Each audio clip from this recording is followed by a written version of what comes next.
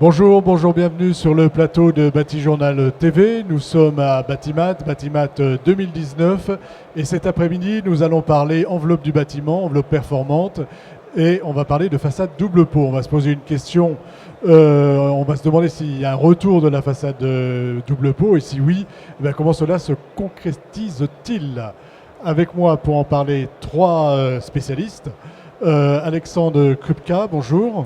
Bonjour. Vous êtes le responsable prescription France de Choucault, donc un industriel. À côté de vous, un bureau d'études, Emmanuel Viglino, bonjour. Bonsoir. Vous êtes le directeur d'Arcora. Alors, j'ai oublié de vous demander de nous présenter Choucault. On va présenter Arcora et je reviendrai vers vous après. Arcora. Arcora, une société, un bureau d'études de 43 collaborateurs qui fait partie du groupe Ingérop, qui est une ingénierie de plus grande taille. Et donc nous sommes ingénierie spécialistes dans le domaine de l'enveloppe, qui est notre principale activité, et aussi un petit peu dans le domaine de la structure. Voilà, et vous intéressez forcément à la façade. Choucault. Mais le problème, c'est qu'on ne présente plus normalement. Si, il faut toujours rappeler, ça reste avant tout un groupe familial, créé dans les années 60, en tant que spécialiste donc, de l'enveloppe du bâtiment, en menuiserie aluminium et PVC. Et donc, on essaye d'apporter des solutions techniques, durable, à la maîtrise d'œuvre et à la maîtrise d'ouvrage. Voilà. Et notamment en façade. Et en façade double pot de temps en temps. Aussi. Monsieur Éric Perrodin, bonjour. Bonjour. Vous êtes architecte. Oui, tout à fait. Agence Art and Build, c'est ça? Art and Build, tout à fait. Alors je vais vous demander de rapprocher un petit peu le micro. Alors Art and Build est une agence franco-belge. Nous sommes environ 70 collaborateurs et on travaille sur toute l'Europe. On essaie de se positionner en tant qu'Européen et un peu plus spécifiquement à Paris sur la construction bois. Une approche construction bois et on va voir qu'on peut faire de la double pot avec le bois. Absolument, et c'est ce qu'on prend c'est heureusement que M. Villino est là et Arcora est là et on se sert évidemment de leurs compétences. Voilà. Je vous demande juste de rapprocher un petit peu plus parce qu'on a des micros très directionnels et on a besoin de parler près du menton. À tous les trois, je vais vous poser la même question. Selon vous, une façade double pot, qu'est-ce que c'est, M. Perrodin? C'est une façade épaisse et qui va gérer par son épaisseur toutes les différentes contraintes qu'on va pouvoir imposer au bâtiment. Les contraintes thermiques, acoustiques et c'est ce qui permet aussi de créer l'épaisseur de la peau, en fait, comme on pourrait l'avoir sur le corps humain, qui va permettre de gérer la relation du bâtiment avec son extérieur. Avec le climat? Avec le climat, bien sûr. Pour vous? Alors, une réponse de technicien, mais un technicien qui se met un petit peu dans la peau des architectes. Je pense que la façade double pot, c'est aussi la capacité d'écrire une façade de façon assez libre, en dissociant les fonctions entre une peau extérieure, qui est une peau qu'on peut architecturer et beaucoup travailler, et une peau intérieure dans laquelle on concentre toutes les fonctions principales du bâtiment, comme Eric le disait, de protection thermique, protection acoustique, voilà. Évidemment aussi protection solaire. Et pour l'industriel? Pour l'industriel, une double pot, c'est la manière de mettre en valeur un bâtiment, un écrin, d'y apporter donc à la fois donc de la technologie, parce qu'une double pot a X fonctions, que ça soit thermique, acoustique, mais aussi d'autres options possibles d'occultation. Donc nous, on va y apporter donc ces solutions. Elle peut être aussi respirante, ventilée, donc c'est un large sujet avec plein d'options et plein de possibilités, mais aussi qui peuvent s'adapter à différents types de bâtiments pour différentes fonctions. Voilà, donc c'est là où il faut aussi bien le penser par rapport à l'utilisation finale. Monsieur Viglino, j'ai appelé cette émission Façade double pot, le retour. Point d'interrogation. Donc je vous pose la question. Est-ce qu'il y a un retour de la façade double pot et si oui, pourquoi? Et sinon, pourquoi?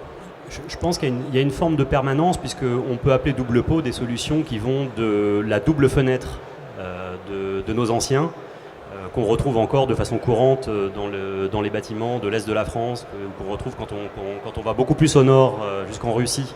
La double fenêtre en elle-même a une vocation de protection, et nos anciens l'avaient bien compris. C'est vrai que la technique se perfectionnant, la solution et l'idée d'avoir deux parois et de dissocier les fonctions dans deux parois est toujours là, mais par contre elle se renforce avec ces évolutions techniques. et donc la capacité de traiter une protection solaire, une protection acoustique, une protection thermique. Donc moi je pense que la double peau a vocation à continuer à se développer, et surtout ce qui est important, c'est que je dirais qu'il n'y a pas une seule solution préfabriquée et préconçue pour les bâtiments. Il y a une capacité à développer autant de solutions que de bâtiments dans leur contexte. Absolument, et on peut refaire un tout petit historique un peu de la façade de la double peau qui a été de mémoire, les premières double peaux datent de 1920 en projet. C'est J.C. Le Corbusier qui, pour son projet du centre Soyouz, faisait une double peau en faisant circuler de l'air exact dans la façade qui s'est pas réalisée, mais le concept était là. Puis après, dans les années 80, on a Ricardo Bofill à Paris qui a déployé pour des problématiques urbaines et effectivement d'esthétique de bâtiments, mais qui a intégré toutes les problématiques thermiques et acoustiques déjà. Donc c'est quelque chose qui est en train de... On peut qualifier ça de retour, oui, tout à fait. Chez l'industriel, on constate aussi ce retour? Alors on le constate parce que l'industriel s'appuie aussi beaucoup sur le marché de l'histoire. Hein. Mais si on regarde depuis 5 ans, la façade double peau représente à peu près 20% du marché, qu'elle soit ventilée ou respirante. Et ce qu'on peut imaginer un peu dans cette évolution du marché, dans cette verticalité, hein, c'est-à-dire qu'aujourd'hui on construit aussi de manière plus verticale, hein, que ce soit pour du logement ou pour du bureau ou pour d'autres fonctions, et on le voit d'autant plus sur une zone comme Paris, ça peut être amené donc à augmenter parce qu'on va aller de manière plus verticale. Vous avez employé le mot de façade respirante, menuiserie respirante. Vous la classez dans la double peau, et puis je vais vous demander, pour ceux qui ne sauraient pas, parce qu'on n'est pas tous des spécialistes autour de cette table, qu'est-ce que la façade respirante ou la menuiserie respirante?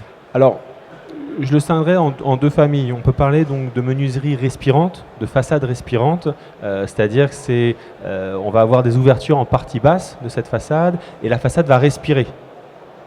Voilà. Ensuite, cette façade respirante aussi, aujourd'hui, elle est aussi bien cadrée en France parce qu'elle est sous avis technique, sous DTA, donc elle est utilisée par des gamistes. Donc c'est devenu un peu un standard pour le marché français. Et si on tombe sur du ventilé, le ventilé c'est quoi? C'est qu'on va faire circuler. On va avoir une ouverture en partie basse et en partie haute et on va faire circuler l'air dans cette partie-là. C'est pour ça qu'on parle de ventilé. J'ai un air qui rentre et un air qui sort en partie haute. Là, par contre, cette solution-là, il faut plus la projeter sur des solutions peut-être qui vont être blocs, et le bloc va être beaucoup plus habilité pour des bâtiments de grande surface et de grande hauteur. Voilà. Donc voilà un peu les deux familles. Une famille qui peut être maintenant plus traditionnelle, maîtrisée, sur laquelle on s'appuie, et le ventilé qui peut paraître un peu plus technique, à appréhender et à faire. Chez le bureau d'études, qu'est-ce que vous constatez, vous, comme évolution? On a parlé donc de façade double peau des années 80. Aujourd'hui, une façade double peau, c'est quoi? C'est plus de la façade rideau devant laquelle on vient mettre une peau supplémentaire qui peut être une résille ou autre chose? Ou est-ce que c'est encore dans les mêmes codes qu'on avait aupavrant? Alors, il y a évidemment plein d'écritures possibles. Comme c'était mentionné juste avant, il y a vraiment l'écriture qui est l'écriture, je dirais, la plus simple, même si la technique respirante n'est pas si simple que ça à maîtriser, mais la solution respirante est une solution qui a beaucoup de vertus, notamment vis-à-vis de la protection acoustique. Qui est très franco-française. Qui est très franco-française et qui permet de composer des façades relativement lisses, même si on peut intégrer des nervures extérieures, mais relativement lisses, avec une concentration de fonction dans une épaisseur assez réduite. On va ensuite vers des façades ventilées qui sont des façades sur lesquelles on peut avoir une composition architecturale extrêmement variée et travailler par exemple sur des écailles, des géométries d'écailles, des ouvertures des écailles qui font qu'on compose complètement un panorama et une élévation de façade qui est customisée. Et je pense que la technique du ventilé, qu'on trouve de plus en plus notamment dans les bâtiments de grande hauteur, on a des exemples en construction actuellement. Voilà, elle permet d'avoir cette liberté de forme, cette liberté d'écriture, un petit peu moins lisse et avec des anicroches sur la façade. Liberté de forme, d'écriture, vous confirmez? Oui, absolument, et de confort aussi, parce que la double peau amène ce tampon qui est lié à la double peau est un élément de confort. Peut-être qu'on peut illustrer le débat avec une ou deux photos. Oui, alors on va parler d'un bâtiment. Qui s'appelle Opalia, qui est le long du périphérique. Donc c'est un bâtiment qu'on voit à l'image là, qui possède une double peau contre le périphérique, c'est-à-dire qu'on avait vraiment une façade qui avait des nécessités d'être isolante, d'être protectrice, et on lui a donné donc cette épaisseur, cette double peau, pour permettre un meilleur confort intérieur. C'est vraiment le présupposé Là, initial. l'objectif, c'est le confort, c'est le périphérique et c'est le bruit. Voilà, c'est le bruit. La protection des bris soleil, protection des stores, protection aussi de la façade qui est en bois, qui a besoin d'être protégée de la pollution.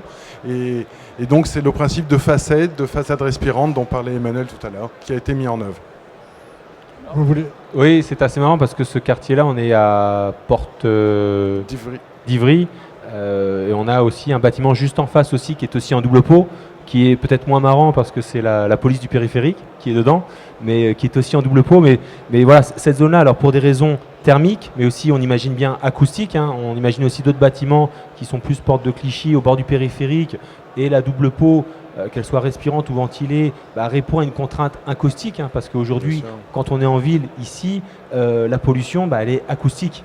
Et il y a un gros travail qui doit être fait, et nous on l'aborde maintenant plus qu'à travers d'un bâtiment, on l'aborde à travers d'un quartier. Et on se rend compte que la façade peut être aussi une source d'absorption sonore et de réduction de l'effet sonore. Absolument. Mais c'est un autre sujet encore. Mais c'est un autre sujet. Hein. C'est pas pour le coup, cette façade-là ne sera pas forcément elle peut être en double pot, elle peut être double ou mais pas. On parlait tout à l'heure de fonction thermique, occultation, mais l'acoustique est un vrai sujet. L'acoustique est un sujet, et l'acoustique d'absorption du bruit de la rue par la façade est aussi un autre sujet. Est une solution aussi pour demain. Solution pour demain. On continue sur Opalia. Allez-y. Non, vous vouliez aller. Non, je voulais dire qu'il y a aussi une dimension sensible très importante. C'est-à-dire que le fait d'avoir entre votre fenêtre et le périphérique, qui est une source de nuisance, un espace tampon qui est protégé, qui est acoustiquement réduit, donne un sentiment de confort, et on est moins projeté sur le périphérique avec cette double peau, tout simplement. En gros, une façade double peau comme celle-ci, elle ne s'impose que si elle est nécessaire. Vous auriez fait le même bâtiment ailleurs, avec cette contrainte de bruit moindre. C'est peut-être une mauvaise question d'ailleurs. Mais est-ce que vous l'auriez envisagé, on aurait envisagé autrement la façade, effectivement, tout à fait. Tout à fait. Mais une des réponses, c'est que sur ce même bâtiment, on a une façade arrière qui est en simple pot. Voilà. Donc on a concentré les fonctions et la protection vis-à-vis du périphérique par cette double pot qui est orientée sud-est et sud-ouest sur la porte d'Ivry. Et en fait, la façade arrière est une façade tout bois, mais traitée en simple pot. Voilà. Là, la justification, elle est vraiment par rapport au bruit, mais pas que, parce que j'imagine qu'au plan esthétique, vous avez aussi travaillé cette façade pour qu'elle ressemble à quelque chose. Absolument. On est parti sur l'hypothèse du bloc plutôt qu'une façade lisse. Ça, c'était pour des contraintes de désenfumage. Les pompiers voulaient une façade qui respire et qui permet de ventiler le bâtiment, de désenfumer le bâtiment. Et ce qui a donné cette esthétique de facettes et qu'on a assumé totalement en mettant des facettes vitrées qui sont sur une géométrie courbe. Et effectivement, cette façade-là n'a rien à voir avec la façade arrière, qui elle est ouverte sur un jardin et de manière beaucoup plus classique. Je peux me permettre de rebondir sur ce côté un peu technique, parce qu'on parle entre guillemets d'industrialisation du bâtiment, et le bloc est une réponse. Pourquoi ? Parce que le bloc, je viens intégrer la technologie, de l'occultation, la connexion et tout ce qu'on a discuté aujourd'hui. Et c'est vrai qu'aujourd'hui, le bloc est une réponse aussi technique parce que c'est facile à mettre en œuvre. Et toute la partie technique, je la fais en atelier. Et j'arrive sur chantier et sans gâcher ce mot-là, je dirais que j'industrialise le bâtiment. C'est pas péjoratif, mais je dirais que c'est évolutif parce qu'on va gagner en qualité sur site parce que toute la technique va se faire en atelier. Et là, le bloc, qu'il soit respirant ou on va dire plutôt ventilé parce qu'on va aller sur des plus gros bâtiments, est une solution pour la pérennité du bâtiment. Sans négliger l'aspect économique également, parce qu'on maîtrise bien mieux la qualité de ce qui est fourni, et je pense qu'on maîtrise aussi mieux l'économie d'un projet qui peut être très très complexe, parce qu'effectivement une façade, on lui demande avant tout de nous garantir une isolation thermique, mais phonique, lumineuse, on lui demande d'être connecté, on lui demande beaucoup plus de fonctions qu'avant, et c'est ce qui justifie qu'effectivement la double peau devient effectivement un peu plus nécessaire, enfin plus utile dans ces cas-là. Sur ce bâtiment, si mes souvenirs sont bons, il y a une ATEX. Alors il y a une ATEX sur cette façade double pot. Voilà, qu'est-ce qui justifie le fait qu'il y ait... Donc normalement c'est le caractère innovant. Alors, comme on le disait tout à l'heure, on est sur de l'ossature bois avec un mur qui est en fait un mur en CLT. Et donc ça, c'est un premier critère de non-traditionnalité, je dirais, de l'ouvrage. Et puis ensuite, la façade double pot en elle-même, sauf si elle est manufacturée et elle rentre dans une gamme qui bénéficie d'un avis technique, elle doit être évaluée notamment vis-à-vis des risques d'embuage en laboratoire. Donc là, c'est le CSTB qui a monté un protocole qui permet de vérifier ce non-embuage. Donc c'était la deuxième batterie de test qui était nécessaire pour justifier qu'on n'avait pas de condensation à l'intérieur de la cavité derrière la peau extérieure. Et c'est le cumul effectivement de façades en mur ossature bois sur 8 étages de haut plus la double peau qui a justifié la taxe. Qui justifie la taxe. Voilà. Ce qui veut dire quand même qu'aujourd'hui, une façade double peau, c'est un objet unique souvent. C'est pas quelque chose de reproductible. Vous n'avez pas de gamme de façade double peau. Alors, on en a, mais aujourd'hui, parce qu'on accompagne les bureaux d'études, les architectes veulent aussi une signature, on se doit d'accompagner la signature de l'architecte, on va faire du custom. Et c'est-à-dire qu'on a cette approche-là de faire du sur-mesure à partir de gammes existantes où on a un retour d'expérience, parce qu'il faut bien sûr s'appuyer sur l'histoire, et de ça, on va customiser la façade pour retenir et avoir le trait de l'architecte. Ça, c'est un point vraiment important. On doit défendre ça et accompagner ça en faisant du custom, mais en s'appuyant sur de l'histoire, de l'expérience et du retour d'expérience. Alors, oui.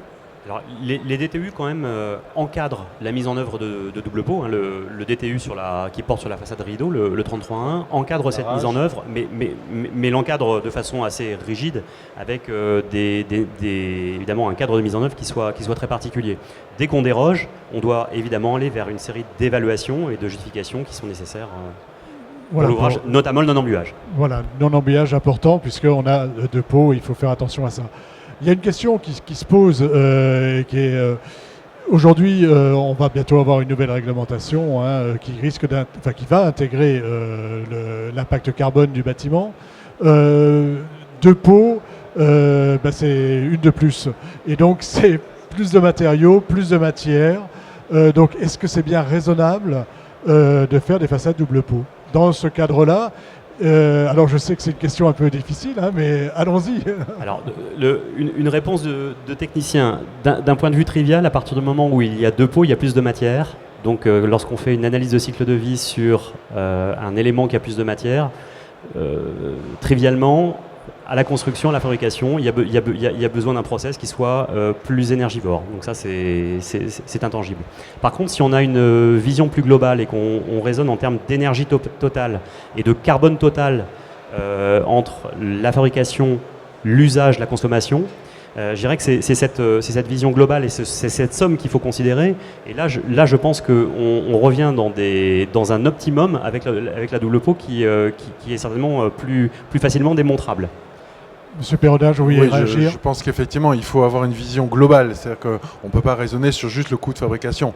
L'économie qu'on peut faire sur l'éclairage en ayant des façades qui sont vitrées de haut en bas, de plancher à plafond, est aussi importante parce qu'elle va durer dans le temps, pendant la durée de vie du bâtiment, que simplement la fabrication de la façade. Donc je pense que effectivement, il y a un présupposé en se disant si on pose deux fois la façade, on va renchérir et ça va plomber le projet. Et en fait, je ne pense pas du tout. Il faut si on réfléchit ça sur 20 ans, on change complètement de paradigme, complètement. Voilà, c'est ça. Il faut avoir une réflexion globale et pas la... Mais la question se pose quand même. Globale et collective. Hein. Nous, on fait partie des industriels de l'aluminium. Dans le cadre du SNFA, on est intégré à la démarche. Donc le SNFA, le syndicat national des aluminiers français, qui ont initié donc une démarche donc Alu plus C-, parce que la RE 2020 est née un peu du label E plus C-. Donc on a initié cette démarche-là, qui est importante, elle doit être collective, parce que ça nous fait avancer vers la RE 2020, et elle intègre un ensemble de paramètres liés à notre produit, mais liés aussi à d'autres produits. Donc c'est pour ça qu'il faut vraiment avoir une approche globale, et je rejoins totalement ça, sur tout le cycle de vie et sur l'ensemble des produits, pour se rendre compte un peu et d'arriver à jouer avec tout ça pour apporter une réflexion globale, utile et aussi nécessaire. Voilà. Donc il y a vraiment un accompagnement à faire de l'ensemble de la filière dans ce segment-là, parce qu'il y a beaucoup de choses à faire, vraiment. Voilà, que la façade soit en aluminium ou en d'autres matières. En bois. En bois voilà. La mixité, c'est important La aussi. mixité, c'est important. Le bâtiment, je vais être conçu différemment. On a un autre exemple sur un autre bâtiment qui est plutôt porte de Clichy, qui a été un des premiers bâtiments labellisés E+C- de bureaux au bord du C'est le périphérique, bâtiment Thémis Le de Thémis. Corinne Besoni. qui est sur une double peau pour le côté acoustique, pour aussi apporter du soleil. Donc c'est une réflexion végétalisée de l'autre côté. Mais on est sur un bâtiment qui a un cœur en béton, des planchers en bois, une structure primaire en bois et une façade en aluminium pour venir, entre guillemets, protéger des agressions extérieures que peuvent être l'acoustique par exemple. Voilà, donc là avec une justification. Donc en gros, si j'ai bien compris, une façade du double pot, il faut qu'elle se justifie à la fois par son emplacement, par l'apport de confort et par évidemment le travail de l'architecte. Une dernière question, on a parlé plutôt de bâtiments neufs là. Hein. Est-ce que on sait que la façade double pot a un intérêt lorsque l'on rénove? Monsieur Viglino. Le même qu'à la construction, en termes de comportement général, et il nous est déjà arrivé de rénover des grandes tours à la Défense en utilisant cette technique de la double pot, la tour Echo, ancienne tour des cartes. Il y a une dizaine d'années, on a un gros chantier en construction qui est une rénovation, les tours Pascal, qu'on traite aussi en double pot avec une écaille extérieure de protection. Donc je dirais que pour mettre en perspective la réponse à la question, il y a un sujet important, c'est à terme le réemploi, la capacité de réusage des matériaux qui était déjà présent sur la construction initiale. Je dirais que le vrai défi pour l'avenir, c'est certainement celui-là, c'est recomposer un bâtiment, recomposer justement différentes couches de bâtiments, différentes peaux de bâtiments, en réutilisant les matériaux qui étaient là à l'initiale. Et avec aussi un usage, parce que la rénovation est un vrai sujet, avec l'usage aussi qui peut évoluer. Un logement peut devenir un bureau et inversement. Donc on a aussi l'usage qui évolue, donc l'enveloppe qui évolue dans ce cadre-là. Monsieur Perrodin. Je partage tout à Approchez fait votre l'avis. micro. Je partage tout à fait l'avis de M. Viguiot. Alors, la réhabilitation ou le neuf, la façade contribue à l'identité du bâtiment. Donc je pense que l'identité, elle a besoin de s'affirmer, quel que soit si c'est en neuf, si c'est en réhabilitation. Donc je dirais que c'est assez identique. Mais effectivement, il faut se poser de plus en plus la question du réemploi, de la durée de vie du bâtiment, mais aussi de sa durée. Qu'est-ce qui va devenir que vont devenir les matériaux La possibilité de la réversibilité. Voilà, et je pense que la double pot est une manière de venir pas emballer, j'aime pas ce mot-là, mais venir habiller un bâtiment avec un espoir de réalisation bien plus grand que ce qu'on a maintenant. Messieurs, je vous remercie d'être venus nous parler donc de façade double pot et de voir par un exemple et puis aussi de manière assez générale où on en est aujourd'hui. Ça va peut-être donner envie de faire de la façade double pot, qui sait. Merci beaucoup. Merci à vous. Merci à vous. Merci d'être venu sur notre plateau Bâti-Journal TV.